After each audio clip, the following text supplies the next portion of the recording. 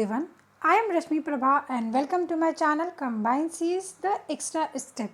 Today we are going to learn again a new topic, that is extreme programming, and it is one of another type of agile process model. So before starting today's lesson, let's start with a positive thought. The thought is push yourself. ये जितना छोटा सा quotation है dear friends, इसका अगर आप meaning निकालो वो उतना ही हेवी है. हेवी इन द सेंस कि अगर आपको कुछ पाना है अपनी लाइफ में, देन कोई दूसरा नहीं है जो आपको मोटिवेट करेगा. You are the only person and you are only the responsible person कि आपको अगर वो एग्ज़ाम क्रैक करना है देन आपको खुद को ही पुश करना होगा. कोई दूसरे बंदे से अगर आप ये एक्सपेक्ट करके बैठे हो कि वो बंदा आपको पुश करेगा या आप उसकी बातें सुन के मोटिवेटेड फील होते हो, तो obviously motivation is the another factor जिससे आपको थोड़ी देर के लिए तो मोटिवेशन फील होगा. बट अपने स्टडीज़ में कंसिस्टेंसी मेंटेन करने के लिए, एक डिसिप्लिन्ड स्ट्रक्चर्ड फॉर्मेट को पढ़ने के लिए आपको अपने आप को डेली खुद से ही मोटिवेट करना पड़ेगा और उसके लिए you need to push yourself. So without wasting your important time, because आज की लाइफ में सबका टाइम बहुत ही एक इम्पॉर्टेंट फैक्टर है. तो let us start with our today session. But before starting let me give you some common idea about कि dear learners, बहुत ऐसे मेंबर्स हैं जो रिसेंटली मेरे चैनल पे ऐड हुए हैं. तो मैं उनको ये बताना चाहूँगी कि we have already started discrete mathematics from scratch. Daily 9:30 PM at night आपको एक स्मॉल वीडियोस मिलता है जिसमें हमने सारे टॉपिक्स को बहुत ही लूसिड वे में, बहुत ही सिंपल वे में आपको एक्सप्लेन करने की कोशिश की है. तो आप उस वीडियोस को ज़रूर कवर अप करें, बिकॉज हार्डली अभी 4 to 5 वीडियोस ही अपलोड हुए हैं.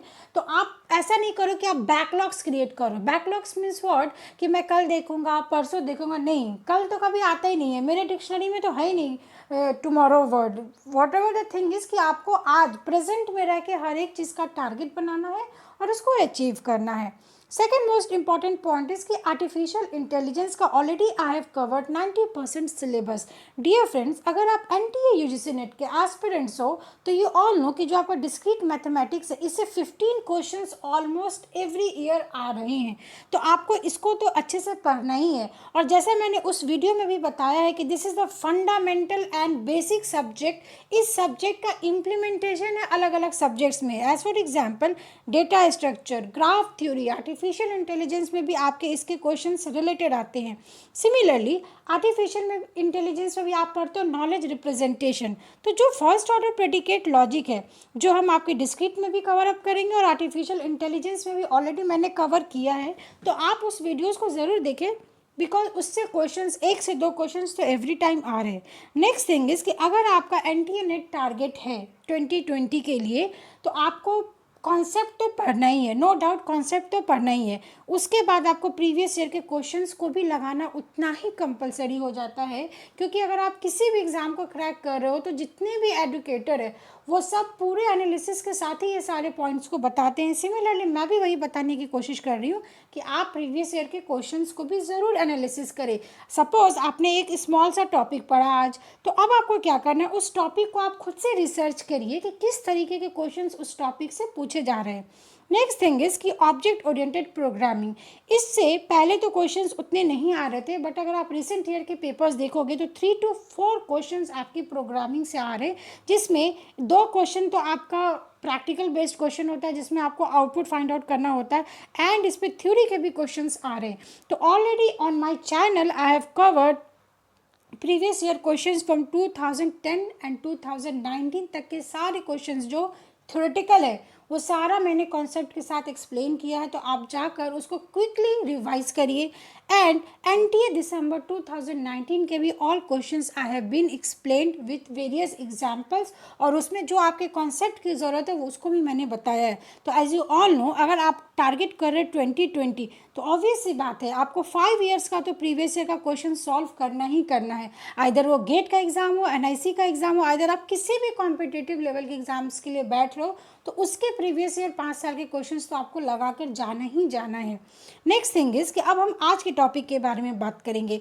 तो आज का टॉपिक मैंने ऑलरेडी बता दिया. We are going to cover string programming. But before starting today's topic, let us quickly revise कि what we have studied earlier, because हो सकता है कुछ ऐसे audience हो उनको इस playlist के बारे में नहीं मालूम हो. So we have covered comparison between different process model, agile process model in detail, and the types of agile process model is running currently, but उसमें मैंने स्क्रम को कवर अप कर लिया है. So let's move to the another topic is, first of all अब यहाँ पे हमें ये समझना है, during the daily scrum each team member answers the following 3 questions. And what are the 3 questions are: what did you do yesterday, what you will do today, are there any impedance in your way. तो already जो मैंने scrum को cover किया है last video में, उसमें हमने ये समझा है कि ऑन द डेली बेसिस, मतलब आपको एक टास्क असाइन होता है, at the end of the day वहाँ पे स्प्रिंट्स जो भी आप बनाते हो उसमें आपका क्या होता है, टीम के बीच में कोलैबोरेशन होगा, डिस्कशन होगा, मीटिंग होगा. उसके बाद आप ये इन्फर करते हो कि आपको क्या टास्क असाइन हुआ था, आपने आज के पूरे दिन में उस टास्क को अचीव किया है, नहीं किया है, और further any enhancement is required और नॉट.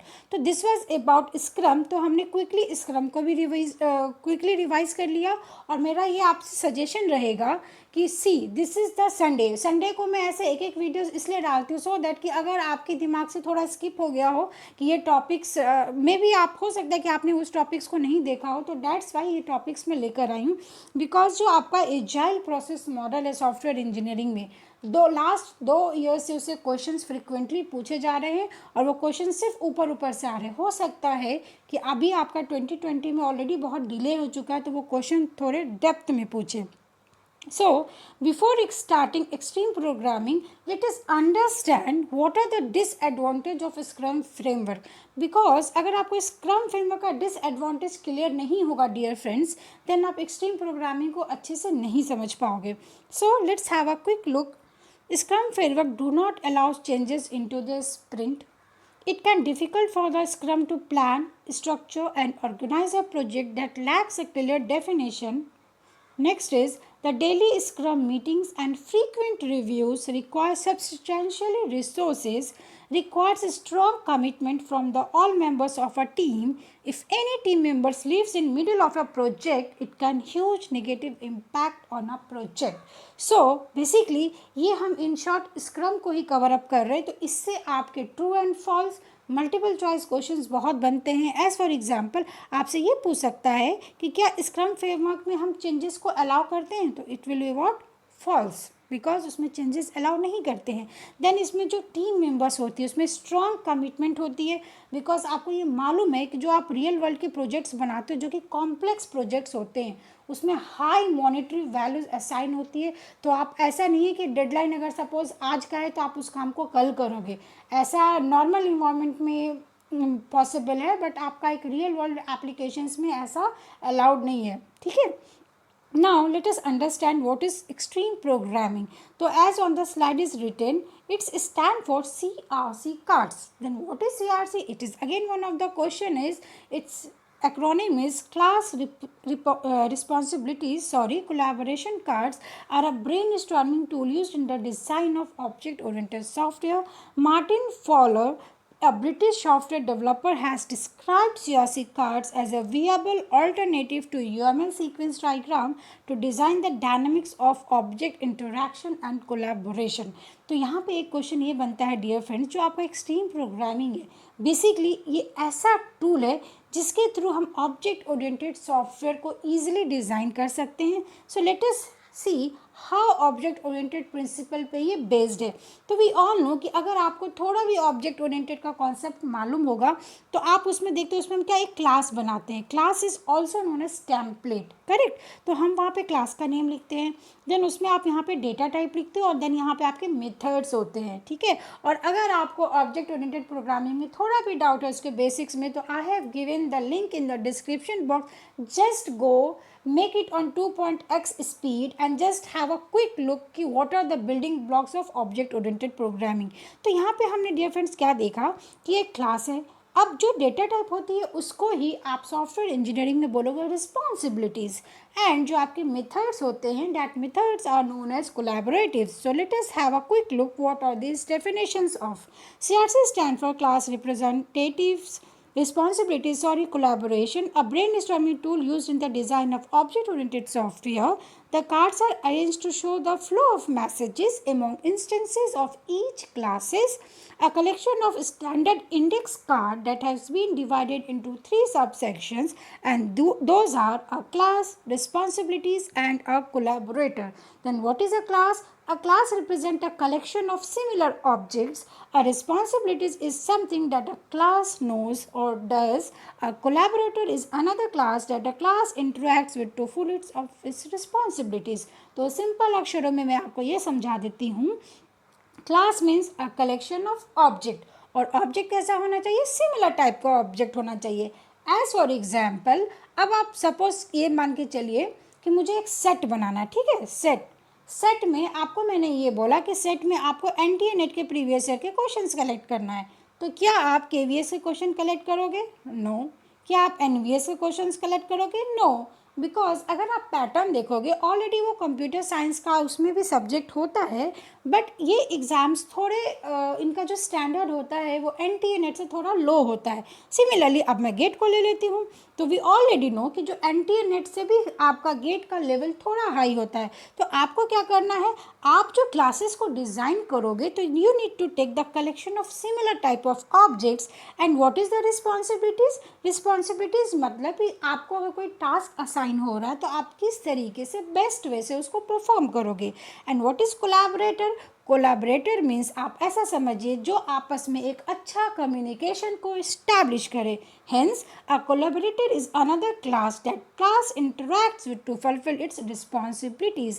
आई होप जो मेरा वे ऑफ टीचिंग है आपको अच्छे से एक्सप्लेन मैं कर पा रही हूँ, but still if you have any suggestions की तो please write me down in the comment section so that कि I am still in the learning phase, और मैं भी आपके कमेंट्स को एक पॉजिटिव वे में लूँ और ज़्यादा से ज़्यादा अपने आप को इम्प्रूव कर सकूँ. Now let us see what are the benefits of extreme programming, because extreme programming का अगर हम सेशन ले रहे हैं तो मैं ऐसा कोशिश करती हूँ डियर फ्रेंड्स कि आप एक टॉपिक को अगर मैं लेकर आऊँ तो उस टॉपिक का सब कुछ आपको बता दो. बिकॉज क्वेश्चन कहाँ से आएगा ये तो कोई भी नहीं बता सकता है, बट हमें अपने तरफ से 101% तैयार रहना है. ठीक है. Benefits is using a small card keeps the complexity of the design at a minimum. It focuses designers on the essentials of the class and prevents them from getting into details and implementation at a time when such detail is probably counterproductive.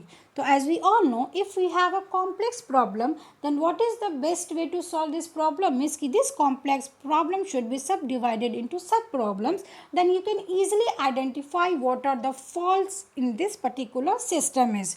Now moving to the next topic is next benefit is it also discourages giving the class too many responsibilities because the cards are portable. They can easily be laid out on a table and rearranged while discussion or design. It means what कि जो आपको इसमें responsibilities की बात होती है, giving the class too many responsibilities, आप easily classes के बीच में अलग अलग लोगों को responsibilities assign कर सकते हो. It means what कि ये portable हो जाएगा. ठीक है. Now next benefit is to create a Siyasi card. You can begin writing out a scenario which identifies the major actors and actions which the actors do. Only write out actions and actors specific to that particular scenario. तो अगर मैं software engineering की बात करूँ, या फिर मैं agile methodology की बात करूँ, या फिर मैं आर्टिफिशियल इंटेलिजेंस की बात करूँ, then you all know a user which is using that software or that is using any particular जो भी आपका इन्वायरमेंट में जैसे ह्यूमन बींग है, तो ह्यूमन बींग को हम रिप्रेजेंट करेंगे एज अ एक्टर. ठीक है. एक्टर मीन्स आप ऐसे समझिए एक ये सॉफ्टवेयर प्रोग्राम है. एक्टर मीन्स ऐसा नहीं कि कोई फिल्मी actor mean to see. Actor means मतलब कोई भी आप एक सॉफ्टवेयर ले लो, सॉफ्टवेयर को भी आप बिहेव कर सकते हो एज अ एक्टर जो कि इन्वायरमेंट से क्या कर रहा है, इंटरैक्ट कर रहा है. A human being is consider as a actor. तो आप यहाँ पे एक लेमन जैसा वर्ड नहीं यूज़ करोगे human being. In technical terms you have to use actors. Correct. And the example से ले लेते हैं. सपोज अगर मैंने कोई सेंटेंस लिखा, तो जैसे नाउन होता है, अपने इंग्लिश में नाउन होता है. ठीक है. Noun is a name of place, name of animal, so and so. तो उस नाउन को आप रिप्रेजेंट कर सकते हो एज अ क्लास. सपोज मैंने बोल दिया रश्मि. ठीक है. तो Rashmi is a name of a person, then she is a class. Next is a verb means suppose Rashmi is singing, तो singing is what she is doing some task, तो उसने एक responsibilities I have assigned to her. And collaborators means कि वो किससे interact कर रही है, suppose she is singing, तो she is singing with a guitar. तो इस तरीके से आप examples को relate कर सकते हो with the real world examples, correct? Now use class responsibilities collaboration cards to design the system as a team. तो ये एक ऐसा पॉइंट है कि जो एजाइल प्रोसेस मॉडल होता है, मैं आपसे रिक्वेस्ट करूँगी जो हमने स्क्रम को पढ़ा और जो आज हम एक्सट्रीम प्रोग्रामिंग पढ़ रहे हैं, in the coming subsequent video हम और भी टाइप्स को डिस्कस करेंगे. बट वो टाइप्स आपको तभी समझ में आएगा डियर फ्रेंड जब आप जो एजाइल प्रोसेस मॉडल है उसके आप सारे फीचर्स को समझें. बिकॉज जो उसके फीचर्स है वो इनबिल्ट फीचर्स आपके उसके सारे टाइप्स में भी हो जाएगा. ठीक है. द बिगेस्ट वैल्यू ऑफ सियासी card is to allow people to break away from the procedural mode of thought and more fully appreciate object technologies. Siyasi cards allow entire project teams to contribute to the design.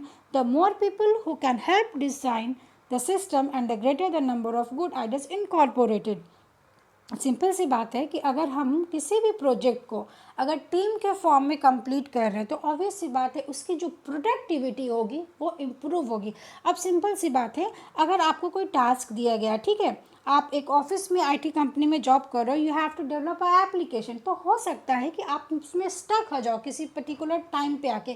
तो वहाँ पे एक concept आता है आपका pair programming का, correct. तो pair programming क्या होता है डियर फ्रेंड्स की ऑब्वियस सी बात है उसमें दो बंदे होंगे. अगर कोई एक बंदा उसमें स्टक हो गया तो दूसरा बंदा उसको क्या करेगा, सपोर्ट प्रोवाइड करता है. तो this is pair programming and pair programming is one of the another feature of agile process model.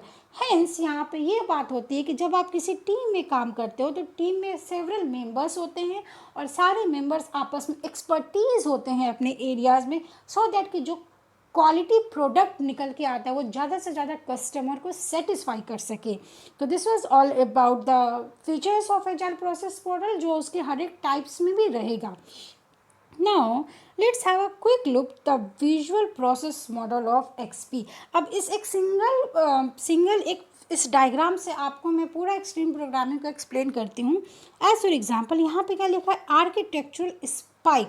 अब ये सारे जो टेक्निकल वर्ड्स है आपको इसको बहुत ध्यान से समझना है बिकॉज क्वेश्चन कैसा आएगा ये we can't predict it, correct. तो यू मस्ट नो कि what are the highlights of any types of agile process model. So let us see, an architectural spike is a technical risk reduction technique popularized by extreme programming where you write just enough code to explore the use of technology or technique that you are unfamiliar with. तो क्या बताया मैंने कि एक ऐसा technique है जिसके through आपका जो भी एक सॉफ्टवेयर को बनाने के टाइम ड्यूरेशन के विदिन जो रिस्क आएगा उस रिस्क को आपको क्या करना है, मिटिगेट करना है, रिड्यूस करना है. बिकॉज अगर आप एक रियल वर्ल्ड प्रॉब्लम्स को सॉल्व करने जा रहे हो तो ऑब्वियस सी बात है you are not aware of कि वहाँ पे क्या क्या प्रॉब्लम्स अराइज हो सकते हैं. सो आई होप आपको ये एक छोटा सा पॉइंट क्लियर हो गया होगा. Then moving to the next thing is release planning. Obvious सी बात है अगर आप सॉफ्टवेयर बनाने जा रहे हो तो आपको एक प्रॉपर प्लान को एग्जीक्यूट करना है. आप स्टेप बाय स्टेप किसी भी टास्क को परफॉर्म करोगे. तो सपोज हमने प्लानिंग किया और उसको रिलीज़ कर दिया, तो रिलीज़ करेंगे तो ये जो आपके जितने भी एजाइल प्रोसेस मॉडल है उसका एक अनदर फीचर होता है, this all are continuous, this all are interactional. मतलब आप जितने स्टेजेस में जाओगे उतने सारे स्टेजेस में ये कंटिन्यूअस प्रोसेस है. ठीक है. तो यहाँ पे इटरेशन की बात हो गई. अब इटरेशन में होता है इसमें यह है जैसे आप स्पाइरल में पढ़ते हो, ठीक है, आपके वर्जन्स में वो आप सॉफ्टवेयर को डिलीवर करोगे. तो यहाँ पे हमने एक वर्जन को सपोज मैंने आउट किया, देन आपका क्या होगा, यहाँ पे एक्सेप्टेंस टेस्ट होगा जो हम अल्फ़ा और बीटा टेस्ट करते हैं, एक क्लाइंट के एंड पे और एक अपने डेवलपर्स के एंड पे. अगर कस्टमर को वो आपका सॉफ्टवेयर समझ में आया तो वो क्या करेगा, अप्रूव करेगा और आप उस प्रोडक्ट को रिलीज़ कर दोगे.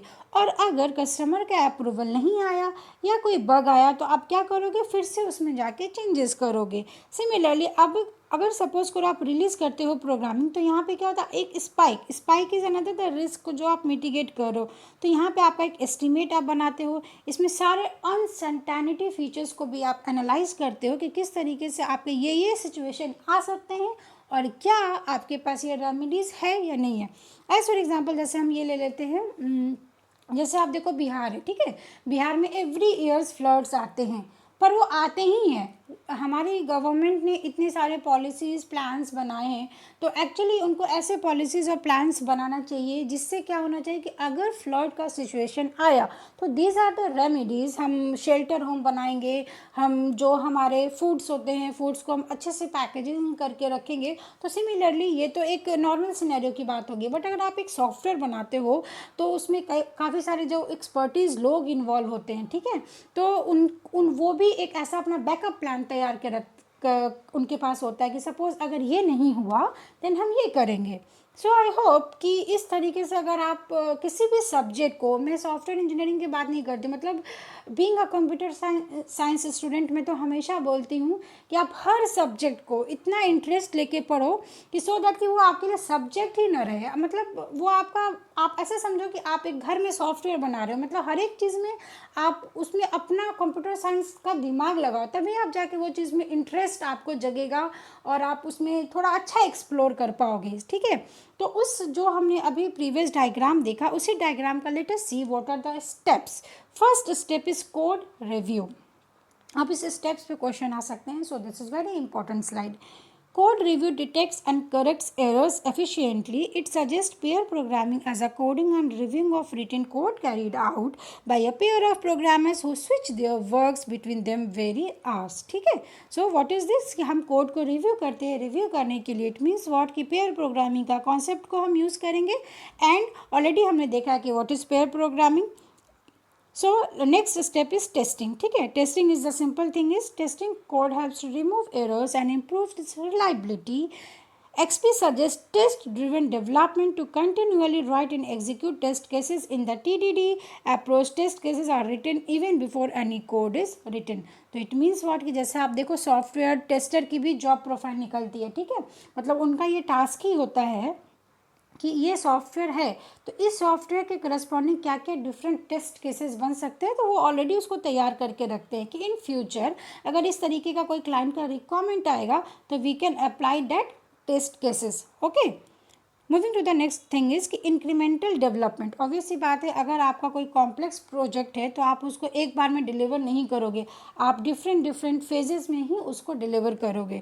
सो incremental development is very good because customer feedback is gained and based on the development team come up with the new increments every few days after each iterations. Okay, what is the next topic?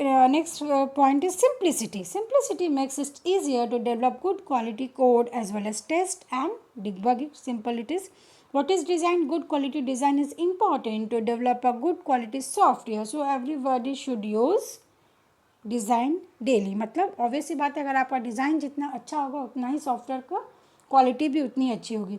At last integration testing. तो यहाँ पे मैं आपको एक extra information दे देती हूँ। As we all know testing के आपके 4 टाइप्स होते हैं, unit testing and then integration testing and then validation testing and then system testing. Correct. तो integration testing it means what कि आपने छोटे मॉडल्स को टेस्ट कर लिया, उसके बाद आपने उसको कंबाइन कर लिया और कंबाइन करके फिर आप इसमें टेस्टिंग कर रहे हो। So this is known as integration testing. It helps identifying bugs at the interfaces of different functionalities. Extreme programming suggest that the developer should achieve continuous integration by building and performing integration testing several times a day. So this was all about extreme programming. What are the features of extreme programming? And हमने उसके diagram से उसके different steps को देखा। ठीक है, so dear learners, अगर आपको मेरा वीडियो अच्छा लग रहा हो तो एटलीस्ट आप ज़्यादा से ज़्यादा इसको अपने फ्रेंड्स में भी शेयर करें। And if you are liking the session then please hit the bell icon so that कि मैं जो भी कॉन्सेप्ट आपको बता रही हूँ उस वीडियो के नोटिफिकेशंस आपको सबसे पहले मिले। और मैं आपको यहाँ पे ये भी बताना चाहूँगी कि on weekends we are providing test mock test on our Telegram channel, और वहाँ पे मैं आपको कुछ नोट्स भी शेयर करती हूँ। तो you can join me on Telegram link जिसका डिस्क्रिप्शन यहाँ पे ऑलरेडी गिवन है। Now what are the highlights of extreme programming? Individual SRC cards are used to represent objects find scale feedback pair programming test driven development whole team involve. So इसमें कुछ भी explain करने का नहीं है, already हमने ये सारे पॉइंट्स को अभी कवर अप कर लिया है।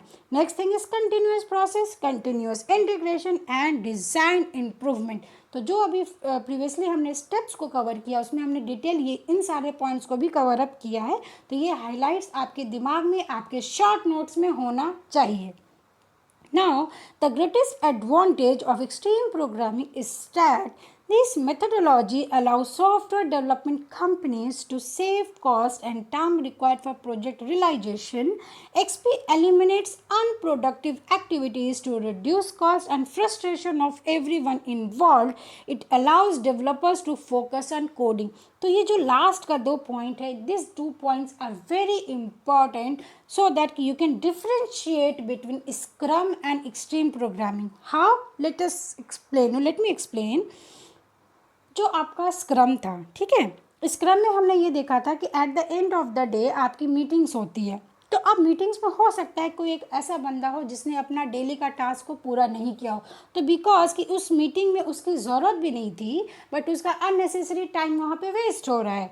तो यहाँ पे क्या मतलब हुआ कि आपका जो अनप्रोडक्टिव एक्टिविटीज़ है उससे आपका टाइम सेविंग होगा, और आपके जो डेवलपर्स हैं जो उस प्रोजेक्ट से नहीं भी रिलेटेड है तो वो अपने कोडिंग पे फोकस कर सकते हैं। Okay, now what is the principle of extreme programming. See देखिए डियर लर्नर्स, इतना जो मैं यहाँ पे डेटा लेकर आई हूँ, ऑब्वियसली बात है इसको इकट्ठा करने में, बेस्ट वे से एक्सप्लेन करने में बहुत ही एफर्ट लगता है। तो एटलीस्ट एक स्मॉल कंट्रीब्यूशन आपकी तरफ से भी चाहिए कि अगर मैं ऐसा नहीं बोल रही हूँ कि आप मेरे चैनल को सब्सक्राइब करें या शेयर करें, नो, अगर आप रियली में if you are feel benefited कि इससे आपको अगर कुछ बेनिफिट हो रहा है, then I must say कि please share with your friends and please subscribe to my channel if you are watching my videos for the first time.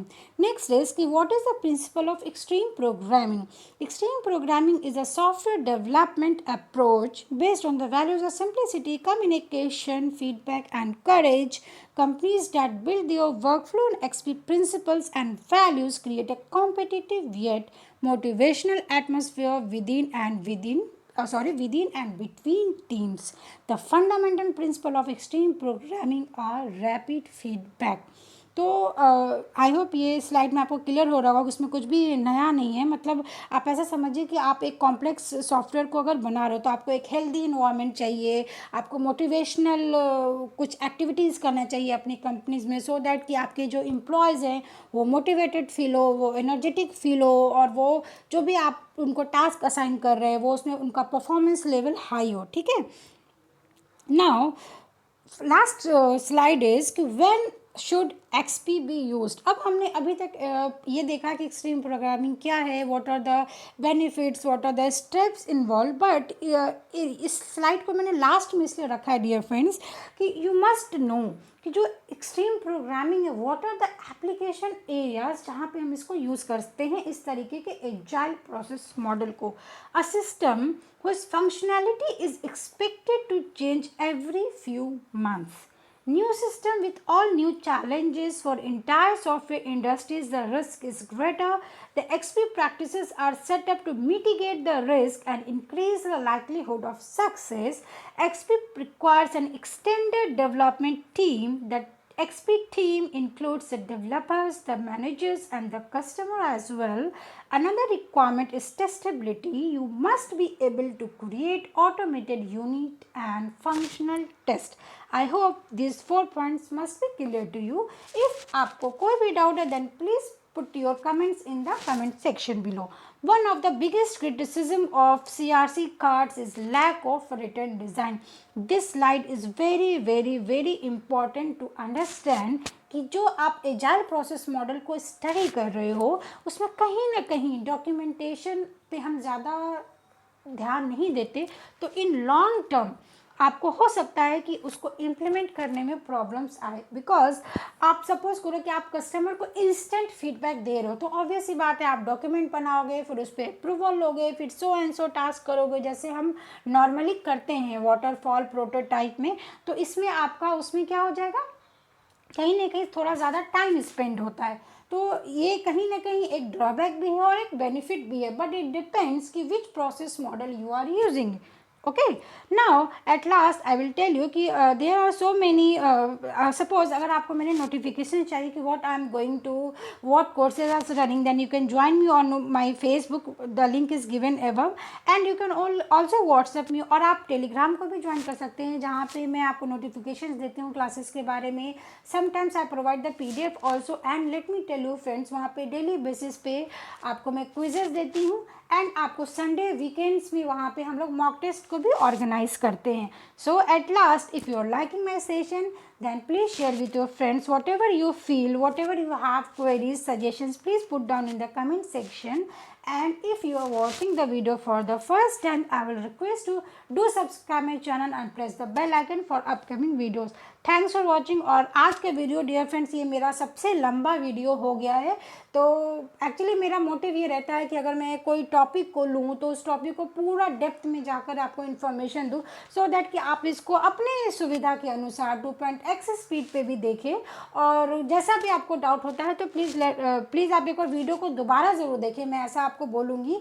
और स्टिल कोई डाउट रह जाता है तो आप मुझे कमेंट सेक्शन में लिख सकते हैं. सो with these words, stay tuned for the upcoming videos. Thanks for watching. Thank you so much.